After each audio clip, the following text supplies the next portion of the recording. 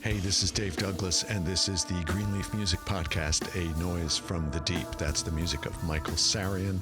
We'll be talking to him in this episode about his new album, Esquina.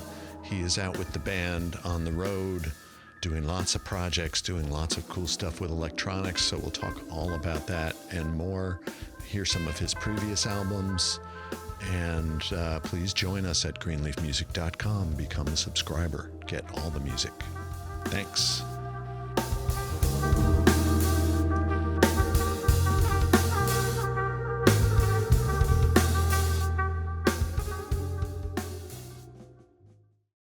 Hey, welcome everybody. How's it going? Happy Sunday.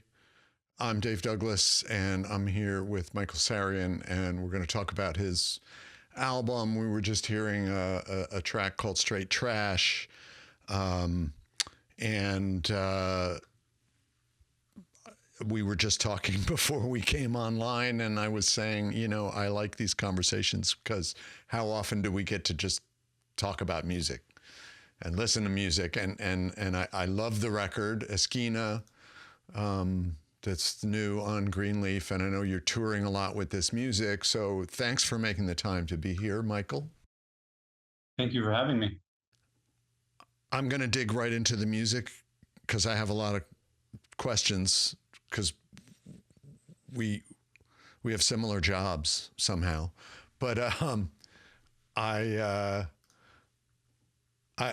think to dig right into the music, I guess the first, and I'll back up later and ask more about your background, and I have some other questions, mostly not regarding the Jonas Brothers, but I will get to that.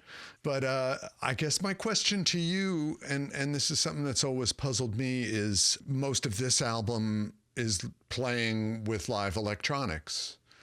And I'm assuming that you're doing it live in real time and you're operating the effects on your horn, right? That Yeah. each player in the band is doing their own effects as it goes. Yeah. With the two main tracks, with Straight Trash and Floating Ballerinas, there was very little as far as there was no overdubbing, I guess, and very little editing. I think we did 2 takes of each, and I think in Straight Trash we did grab it. There was a piece in like the take we didn't end up using. There was a little section that I really liked, so we kind of edited it into the overall bigger take that we ended up using. But it's all pretty much as was performed, as was recorded in real time. How long have you been doing that with your trumpet? You know, I think I got my first couple of pedals like 10 years ago.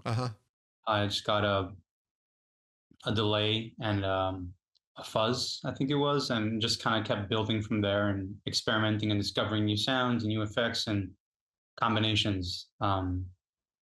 Yeah, they kind of kept growing, and I kept figuring out what worked, what didn't work, and I still am. What I found is that it interfered with the mechanics of the trumpet playing often. Yeah. I really kind of, for a very long time, tried to not really. I always felt like, oh, I don't want to use this. It's like a crutch, and it's going to get in the way. I need to like just kind of play the trumpet properly first. But I think both things can coexist.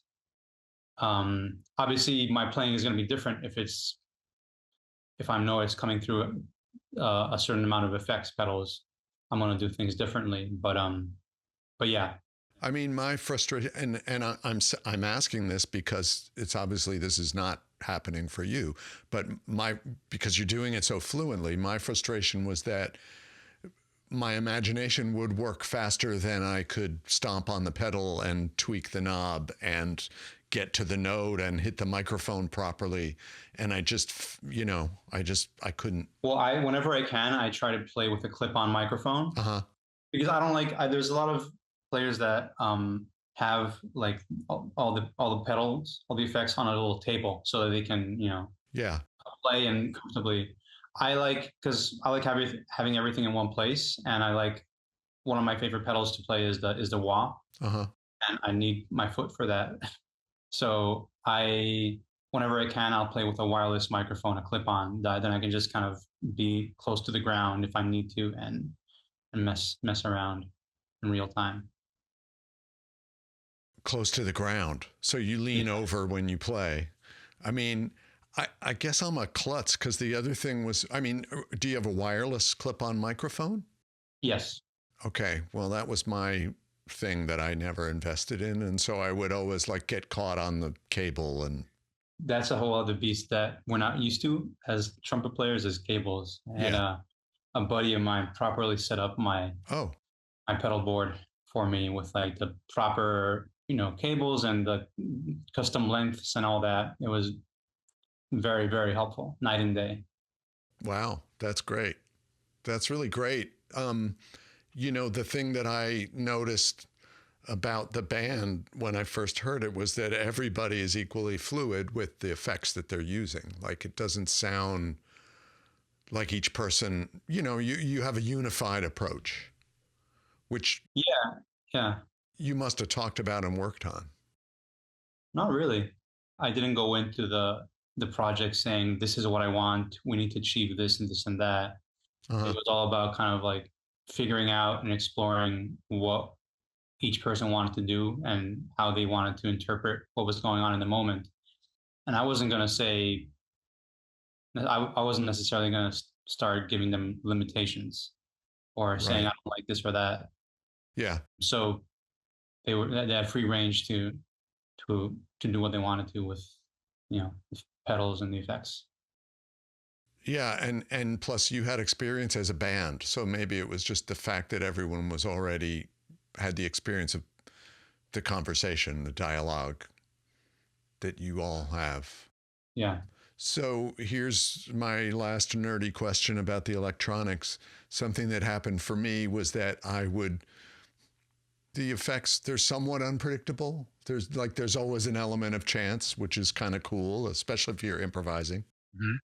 But then I would find myself on gigs where I wasn't using the electronics and trying to mimic the effects that I was getting with the electronics just with my acoustic sound. So I started like playing things that were happening in the delay pedal or in looping or in some sort of harmonizer. And then I realized, well, okay, maybe I should just do that at home and then go out and play it. So I would bet that happens for you because, in listening to it, it sounds like you've adapted your playing to the conversation with the effects. For sure. And especially one of the ones I use most is the delay. And I like a big, exaggerated delay sometimes. Yeah. So then that really limits, you can't really play all these runs and fast phrases because then it'll just get lost and it'll be really messy, and that can be really cool. Right. But then that's a different intention. That's a different intention than just kind of playing this long line on the trumpet, on the baritone trumpet. So definitely modify my approach to playing, kind of like tying into what you were saying at the top here, is it's a different mechanical approach. I mean, I know that this band originated as a quote unquote acoustic group without the overlay of all the effects. When you play gigs now with this band, is it always with the full panoply of effects? Not always. It'll depend on the venue sometimes. Mostly it'll depend on what I feel like doing and what I've been working on musically or compositionally leading up to that gig. Yeah. But certain venues and bookers will request a certain version of the quartet. Interesting. Now, how long has the band been together? About 5 years. Right. Depending where you're playing, they might request, can you do this repertoire or can you do... and the band still has all that at its fingertips. So Yeah, yeah, we can still we don't need to go in and rehearse terribly long, or as long as we have a decent sound check, I think we can flip from one to the other quite easily. can I play a little bit of Glory Box? Please.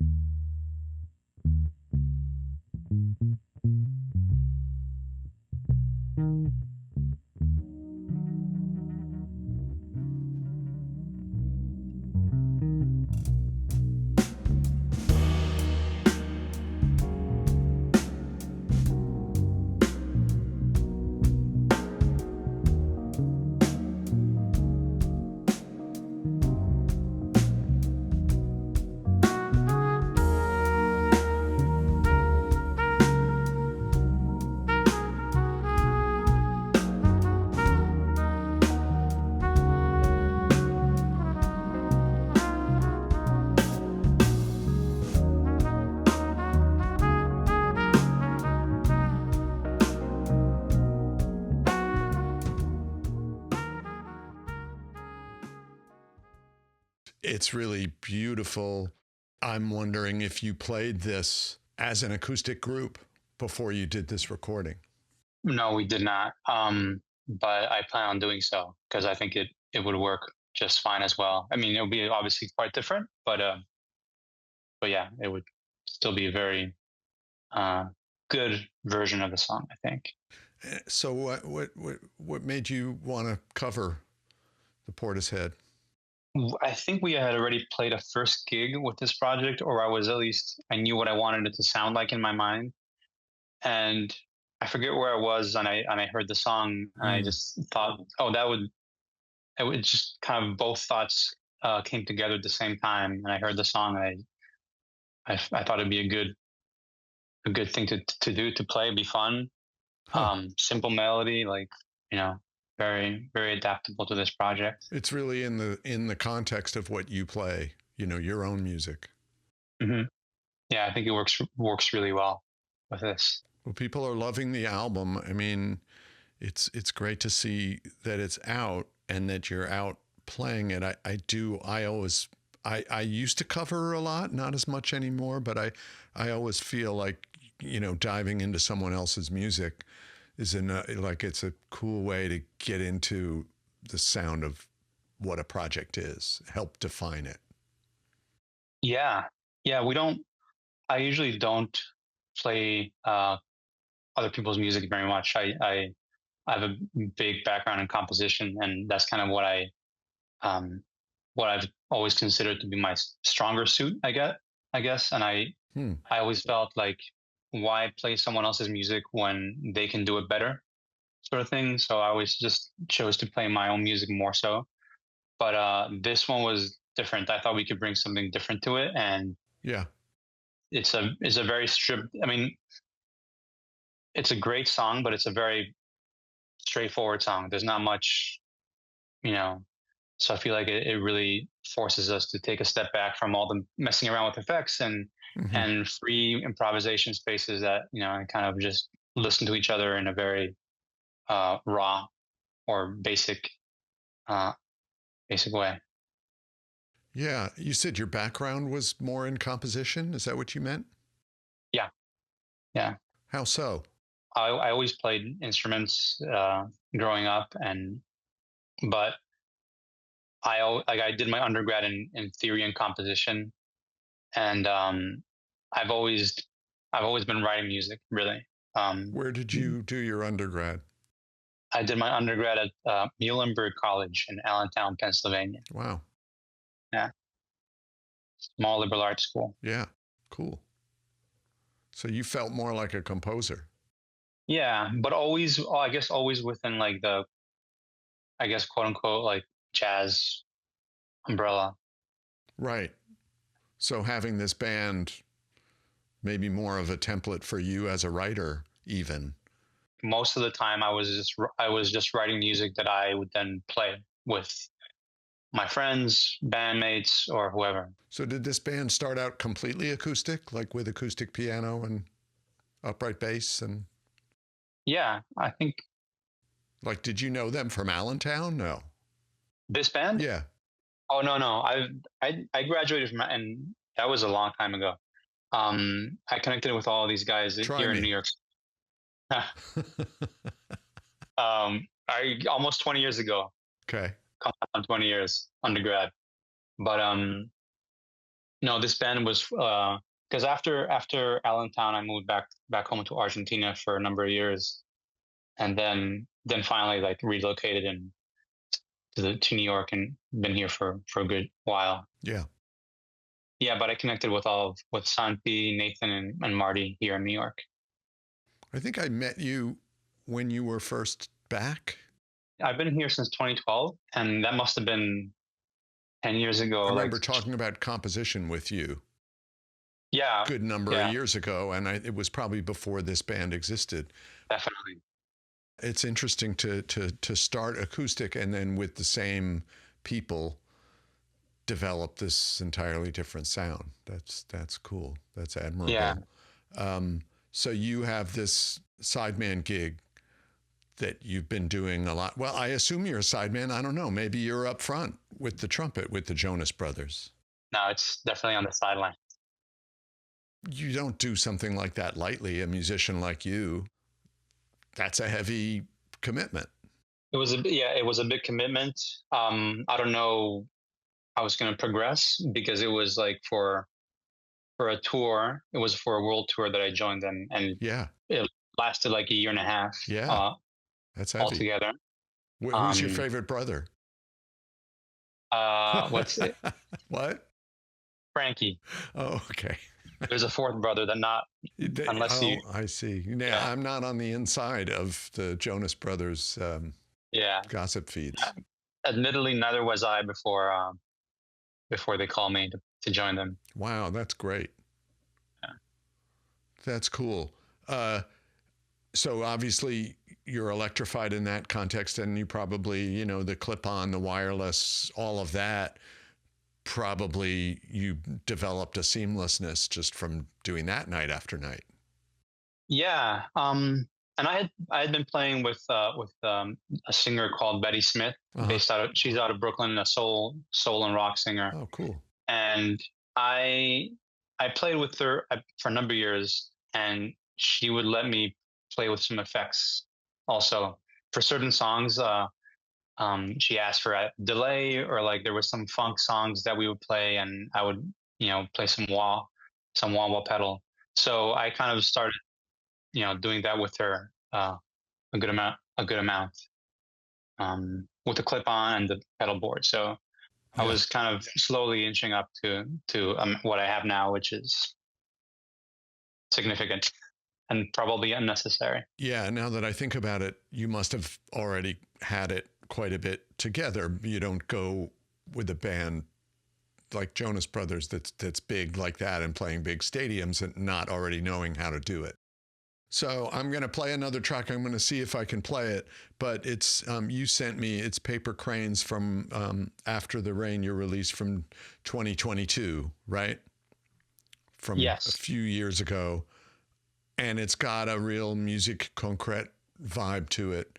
But I guess you're already playing with effects and pedals and whatnot.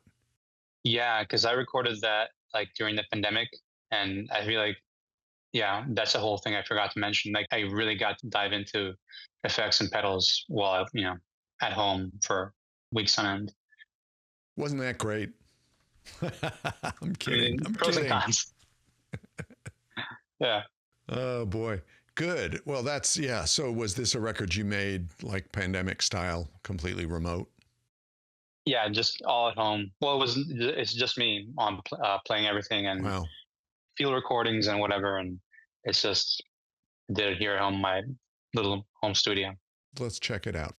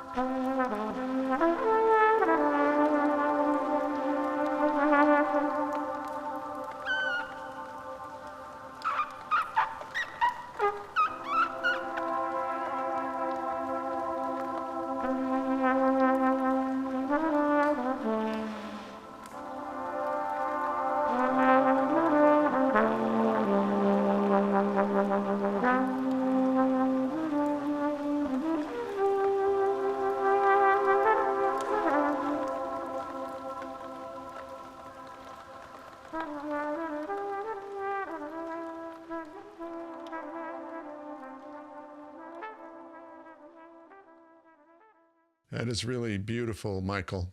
Makes me wonder, did you ever like do an exhaustive listen to other trumpeters that have done electronics, like maybe John Hassell?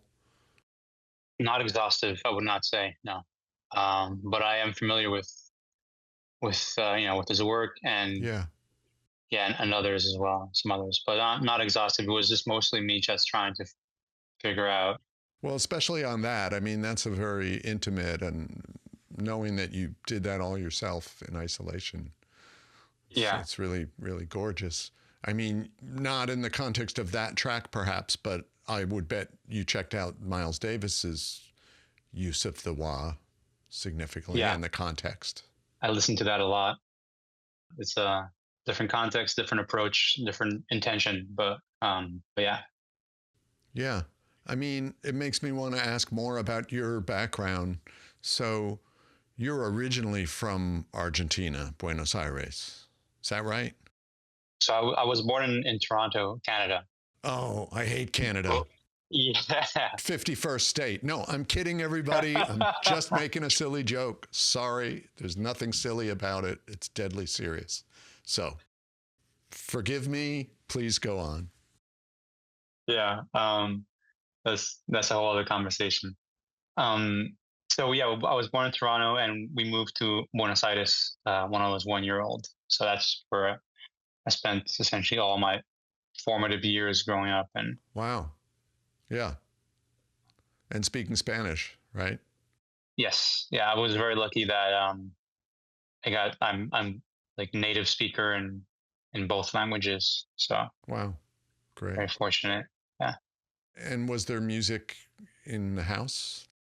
Yeah. I mean, my parents are not musicians, but they both have a big appreciation and love for the arts.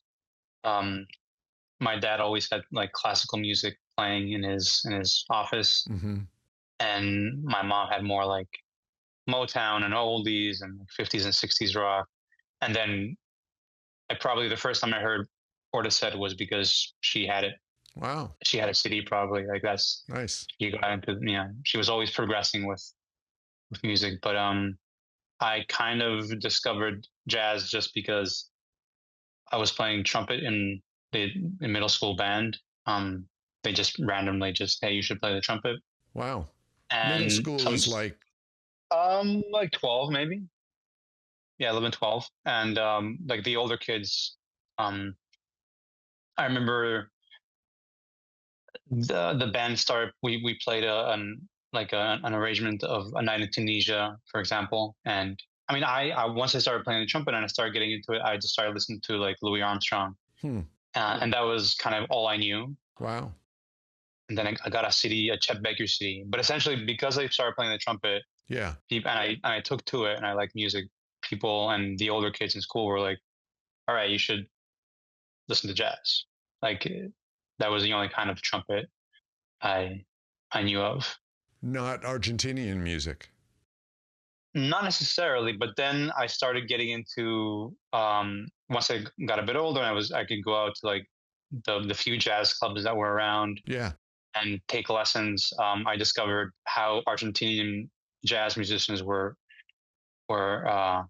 incorporating Argentine sounds and folk and traditions into like jazz, into their jazz gigs, so to speak. Yeah.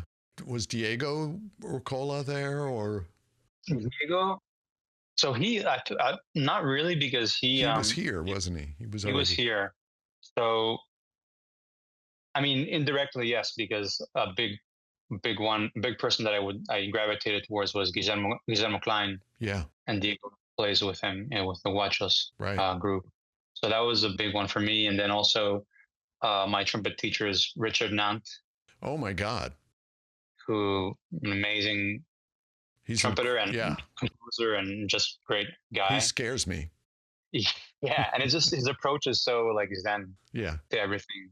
And then so he was one of my first trumpet teachers, and then I studied with Juan Cruz de Urquiza, Oh wow. who he's a bit more jazz and bebop approach to things. Yeah, and Richard was very like he really incorporated like more than most that I'm aware of, like just the Argentine like folklore and folk music, just those rhythms, because he's also an amazing percussion. Percussion, yeah. So he had a lot of those sounds in his music. So those are like the three main influences as far as Argentine, quote unquote, Argentine jazz. Yeah. Yeah. Well, music, somebody must have established you with a trumpet routine too, right?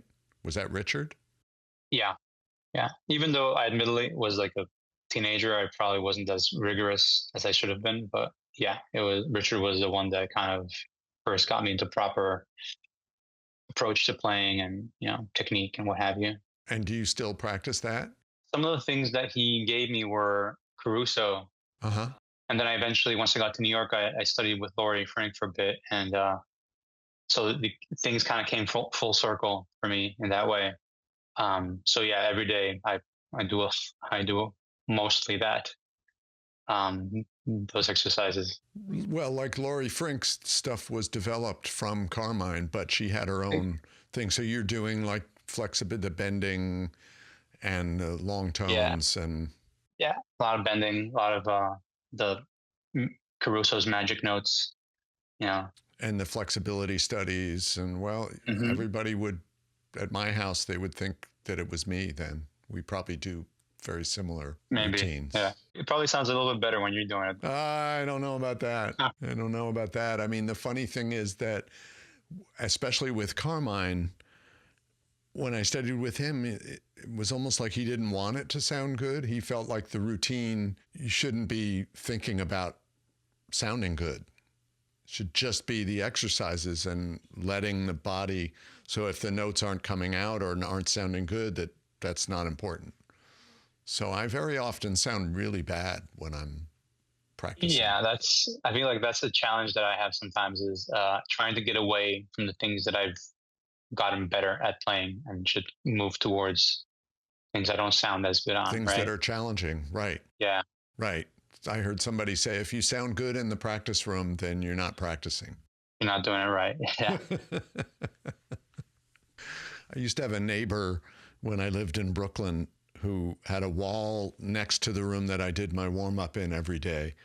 And she didn't really know music or anything, but I ran into her in the bodega in the grocery store, and she said, you tour the world and you make records, and it's so great you come home and you still teach beginners. And I had to tell her, I don't have any students. It's me. And she gave me the weirdest look and then never talked to me again. Like, oh, wow. She would cross the street to the other side. That's funny. So, I mean, especially on the road, having that routine, that regular thing that you're talking about, really important, right? Before going on tour, I finally invested in a proper practice mute. Interesting. To have with me. Because I always had the silent brass, the Yamaha. Yeah. I always found that was the best practice mute. The one with the microphone in it where you put in an earpiece. Exactly. But then like I had the old one, like the first generation one, I guess, which like pops out of the bell. Yeah. Right. So it's not really so I eventually got a proper one, one of the small ones that fit inside the bell. And wow. Yeah. Probably the best investment I've made. Best $80 I've spent in a long time. Yeah. Cool. Wow. It's so great that you got to study with Richard Nant and also, I guess, with Guillermo, right? With Guillermo Klein. I did a workshop with him once I was here in New York. Right. He gave like a month-long or a 2-month-long workshop here at I-Beam. That was really the only extent of me, quote unquote, studying with him. Yeah. That's cool. You sent me this track called Ravda. It's a duet Yes. with this person, Oleg Moon. Moon. Yeah. Oleg Moon. Yeah. Yeah. So the album is Makara and the piece is Ravda. And it's in that similar sound space, isn't Yeah. it? So this was done also during the pandemic. Mm-hmm. So Oleg lives in Barcelona. We did it remotely. He would send me. He's a great pianist and keyboard player, and he would send me synths and keyboard sounds and tracks. Wow. And I would just kind of see what I could come up with on top of it. Again, with all these effect pedals and sounds. That's great. Okay, let's listen to this.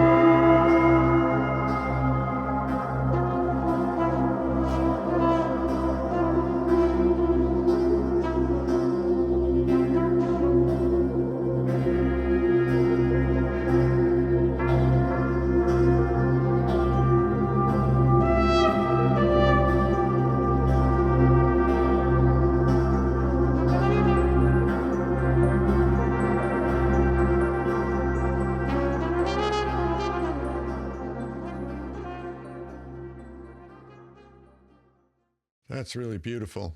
So did he mix it? Did you mix it? How did you finish? We both recorded, our own stuff, and we sent it to Luis Paquet to mix it. Who's he has a studio in Jersey. I've Wow. worked with him a lot over the years. Huh. So he mixed it. Yeah. And then I think the mastering was done by Yves Roussel. So it was kind of like a shared responsibility between Oleg and me. I kind of took care of mixing, finding someone to mix it. He did the mastering over there in Spain. Yeah. It's an improvised piece, essentially, right? Yeah, 100%. Except that you had as many passes as you wanted because you were at home. Exactly. I had all the time in the world at that point. How many passes? I mean, I'm just curious because I did a lot of pandemic recording from home projects, and it was always different. I would start and I'd be like, I'm going to have to do 100 takes to ever get this right. And then I would realize, you're obsessing and it's not.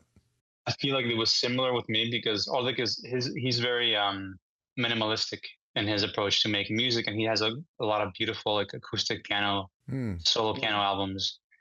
And Hmm. so I would record all these tracks and then send them back to him, and he would say like, less, not this, maybe not that. Wow. So it was a lot of back and forth, and like, what we thought it should sound like, what we could add, what we could take away, mostly what we could take away. And then yeah, once we recorded a second EP, and that was swifter, because I kind of already knew going in that, all right, Huh. I don't want to send him all this stuff knowing that he's gonna have these notes for me. So I aligned my approach with, rightfully so, I think, what his vision was. Yeah, in a way. Interesting. I mean, there's almost like a quarter tone Arabic scale sound to some of the playing you do on that track. I feel like I incorporate that sometimes a bit too much in my playing, but yeah. Does it come out by accident, or do it's something that you like and then you hear it after the fact and you feel like, oh, I shouldn't have done that?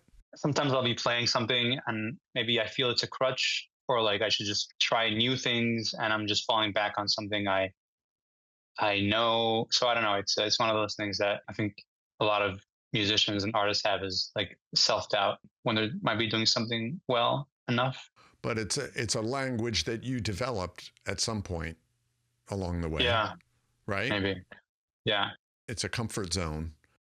It's a comfort zone. It's like going back to like the practicing thing. Like, if you sound good when you're practicing, then you're doing it wrong. So in my mind, it's like I should be striving for something new, and sometimes I feel like I fail at that. Maybe I'm thinking too much into it. I mean, you can't be doing something new in every moment, because if you were, it wouldn't be recognizable as music. I mean, right? I mean, there has to be like the things that we pick up as humans as we go along through life.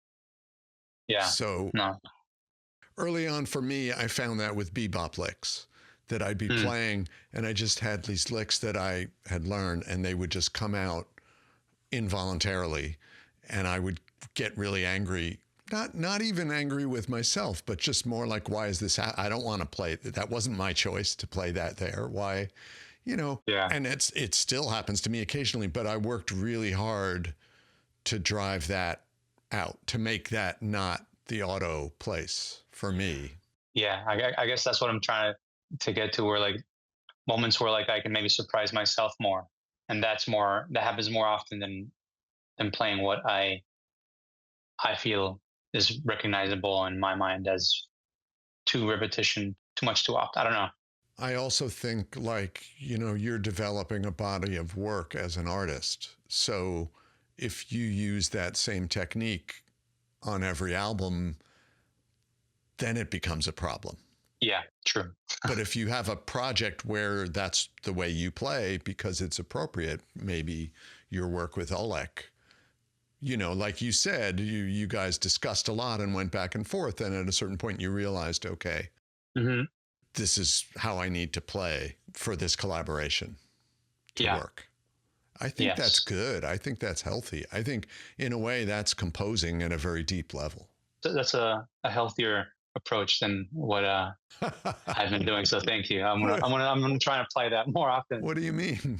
What do you mean? Well, I know just trying to like self-criticize and as opposed to like this, have a more holistic approach of like you just described. I feel like that's well, I mean, when you are working on finding the right notes or sounds to improvise with for a context, I feel like that's composition at a deep level. It's the same kinds of decisions that a composer has to make, that we have to make as composers, is what's the appropriate thing here. And if you wrote the same piece every time, definitely, yeah, and that's a constant danger. Didn't we do a workshop at one point on composition?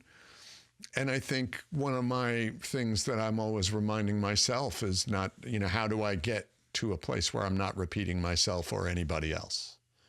What techniques do I use to open up a new space? Yeah, I think that's one of the challenges of like developing my own kind of compositional approach, and how I want to present music to other people making music next to me, and kind of trying to find my voice and my way of doing things, but like you just said, without you know being redundant over and over again. Because I think the one of the things I always think about also is, um, I want other people. I want the person who is receiving my music, my chart, my sheet music. I want that person to be excited to play that, and I want that person to want to bring their best. I want them to want to put their best foot forward. Yeah. With what they're playing. So if I'm failing at that, if I'm, if I feel like they're rolling their eyes, for whatever reason, not that I do, not that I experience that, but then I feel like I'm failing as a band leader, as a composer, as an artist, as someone who's trying to bring something to the table. Wow. I mean, that's one of the great things about having a steady band, I think, is that I think at this point, they're not going to roll their eyes when you bring in something new. Yeah, no, they're all very respectful and professional musicians, but also they're friends. I try to keep things open. Like I always ask for feedback. Right. Sure. And ideas, and try to keep it a fluid relationship. They have say in what they want to do. Esquina, the record sounds that way. Yeah. It really sounds like a band. It's great. One of the things I love about it. So you're playing a lot of gigs right now, right? We just played a few gigs this week in the Northeast. We did Philadelphia, Allentown, PA, and New York City on Friday. Uh-huh. And then on Wednesday, we're getting on a plane and we're going to Montreal. Oh, great. Yeah, doing Montreal, then a bunch of gigs in Toronto and the greater Toronto area before going down to the Midwest, Detroit, Chicago, Iowa City, Minneapolis. Wow. That's great. So anybody that listens to this, try to catch up to them. It's happening fast. Yeah. Are you taking the band to South America or taking it to Europe or? South America, I would love. What happens with Argentina is that usually, at least in the past, I would, I try to go down once a year or so just to visit friends and family. So what starts out being a personal trip, I end up booking a few gigs down there. Yeah. And then I know local musicians and can put together a quartet down there. And I will likely do that. I'm hoping to maybe do that by the end of the year. Right. And Europe, nothing in sight quite yet. I'm working on connecting with some people over there, making it's gonna happen. I hope so. It's it's not for the faint of heart, booking all these gigs and touring on your own. It's funny. I wanted to go out with this track, but I realized that it's actually one of the older things that you sent me, Todo Pasa, and it does sound like almost a previous era. It is.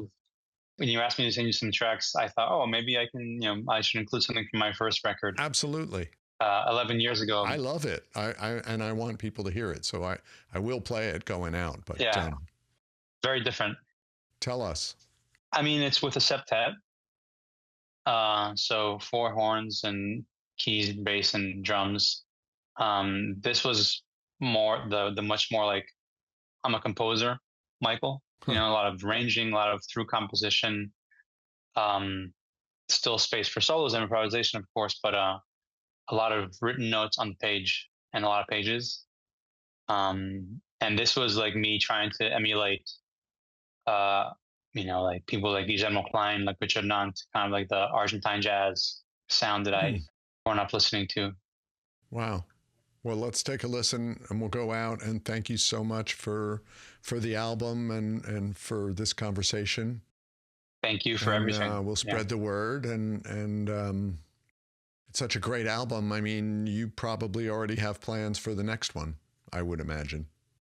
I have thoughts. I'm thinking about it. Yeah. I mean, we have all these shows lined up. I want to see if a live recording is possible, if we can get a live sound, a good multi-track from a soundboard. Yeah. Otherwise, there's lots of possibilities. But also, I would say from a production standpoint, the fact that everybody's operating all their effects in real time, you wouldn't need that much time in a studio to go in and do it. It's not like it would take you a week. No, exactly. That's why I'm not terribly worried about that. Like what we did the first time, we were there for one afternoon. Right. We did 2 takes of each. The one song that did take some time was Glory Box, just because that has specific structure, it has a specific melody that I wanted to respect. But originals are very fluid and open to interpretation. Michael, thank you so much. Thank you, Dave. This is Tolo Pasa. It's from the album Subtitles.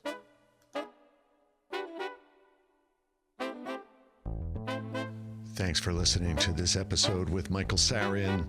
All that great music. Thanks for joining us at Greenleaf Music, a noise from the deep.